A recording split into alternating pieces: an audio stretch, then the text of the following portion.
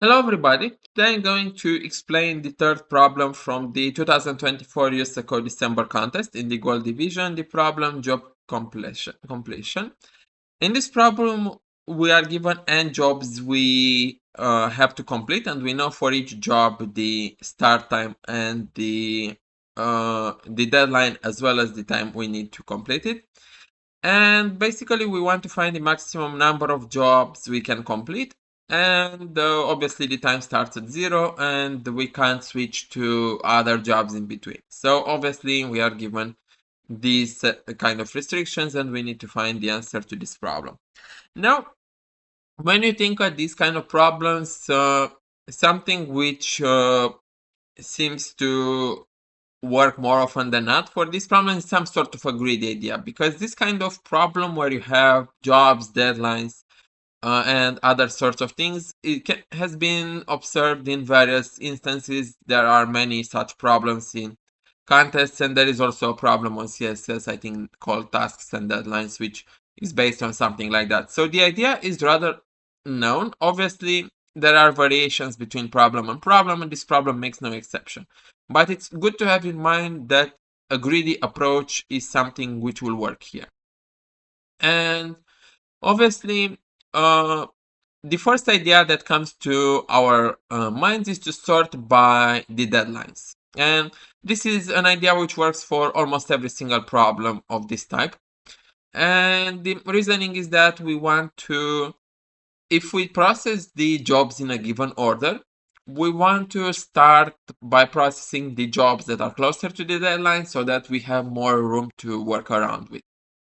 And obviously, for small restrictions, if we have small inputs, we can try doing some sort of a DP, or even we can try doing some sort of a brute force where we check every single new job and basically just process them in a relatively easy manner. There is also the input too, where all you have to do is to just pick up the smallest value left from the set, and that will be good enough. But actually, we need, in order to get the full score, we need to get back to the greedy approach I mentioned earlier. And actually, while I didn't have time to approach this problem by myself, since when I looked at the goal problems and I solved the other two, I only had like 3 hours, and I didn't get to think that much at it.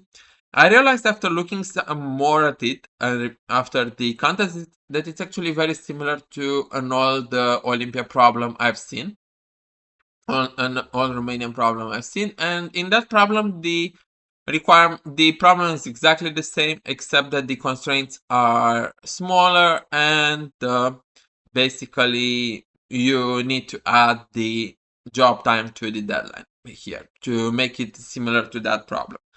But the idea is actually the same for both problems. So basically we still sort the jobs by the deadline times, and whenever we get a new job, we have two options.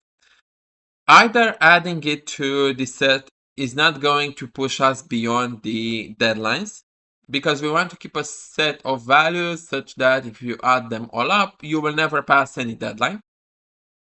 Or if it passes the deadline, you want to select to remove the job that has the biggest execution time, because these jobs are by far the biggest bottlenecks when it comes to such problems.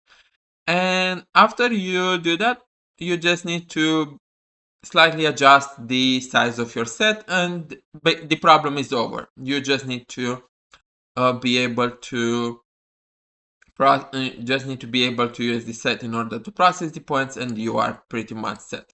So obviously, as you can see here, I read the jobs by the deadline and the length. Obviously, I did make this change because I used one of the codes I had for that Romanian problem, and obviously from there I would keep the set of points as well as the changes along the way. Oh, and obviously the positions we keep. So obviously when we think about it, we want to be able to find, like I said, the total amount of times, and obviously for every single yeah, we add it in the set, and obviously if the obviously as long as we need to add it to, as long as the time is less than the required deadline, we can add it to the number of jobs we actually end up completing, and otherwise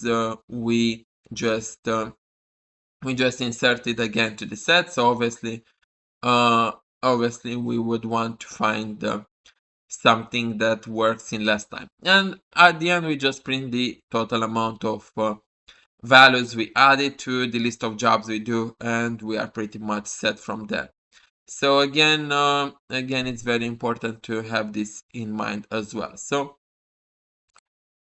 for problems like this, it's often good to think at easy, greedy ideas, and also if you've seen problems like this, they are always very useful. Probably such problems showed up in other places as well, so it's often good to have these things in mind. If you enjoyed watching this video, please like the video, subscribe to the channel, and share the videos with your friends. And please also watch the other videos for the other USACO divisions to check out my other content. If you have any suggestions or feedback, I would be delighted to hear them in the comments. I want to do this for as many problems as possible in the coming period, so any sort of feedback would be really valuable.